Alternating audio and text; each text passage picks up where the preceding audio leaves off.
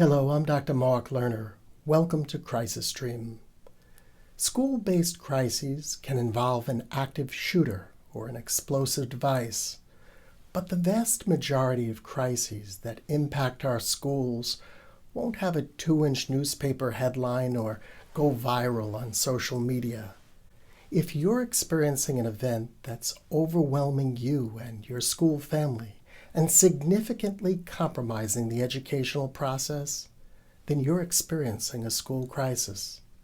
The following information will help you and empower you to help others. The first priority must always be the stabilization of illness and injury and the preservation of life. Anytime there's an event in a school that seriously impacts the safety or well-being of students, staff, or administrators, call first responders immediately. Always err on the side of caution and remove yourself from potential danger.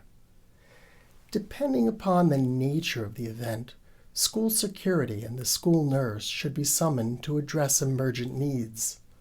The building principal and school and district administrators should be notified.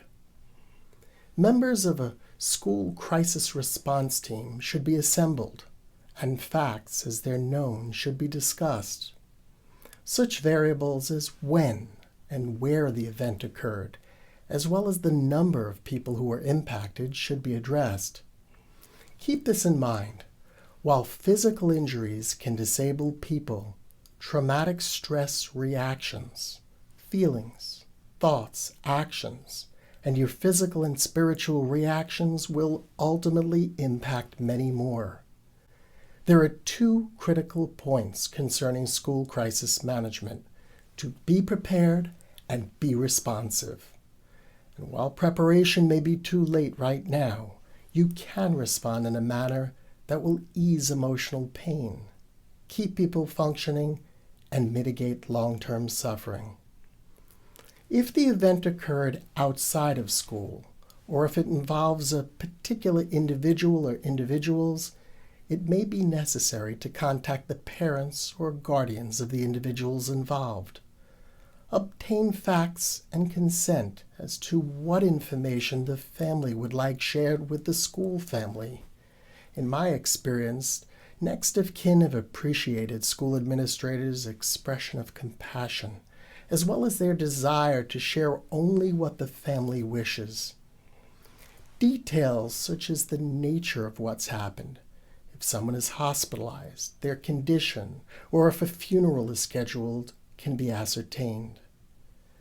Notification procedures will vary depending upon the nature of the event and when it occurred.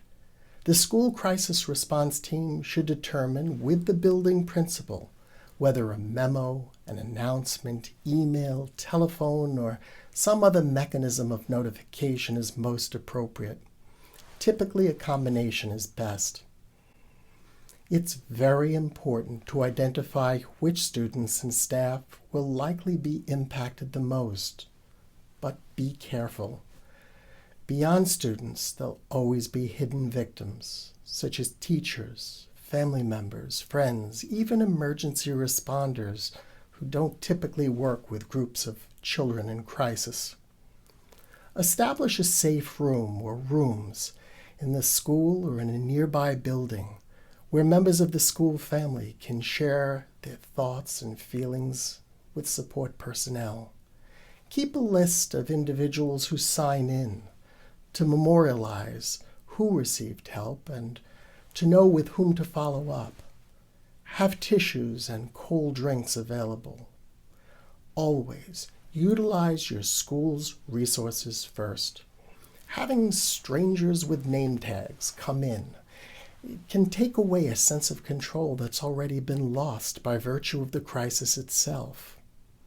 It's also important not to leave other buildings in the district uncovered.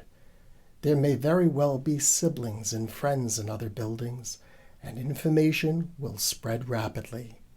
Again, it's important to obtain facts and dispel rumors, particularly early on. Many people feel terribly ill-prepared to address the raw feelings of others, particularly during and in the wake of a crisis. Here's where acute traumatic stress management can be invaluable with both individuals and small groups. Remember these words: connect, ground, support, normalize, and prepare. Once physical safety is assured, work to connect with people who are hurting. Introduce yourself, state your title and or position, and begin to develop rapport. This is often best accomplished with active, empathic listening. Next, ground the individual. Discuss the facts. Assure safety only if there is. Have people tell their story. Discuss normal responses during times of crisis. Provide support. Again, be empathic. Communicate a desire to understand the feelings that lie behind another's words. It's generally not what we say that helps people the most. It's often what we don't say. So listen carefully. Normalize the response. Validate people's reactions, and again, try to help them to see that they're normal people experiencing an abnormal event. And finally, prepare for the future. Review facts of what's happened. Encourage people to continue to share their thoughts and feelings with their loved ones and friends, and help people to know that we will get through this crisis together. Thank you for joining me.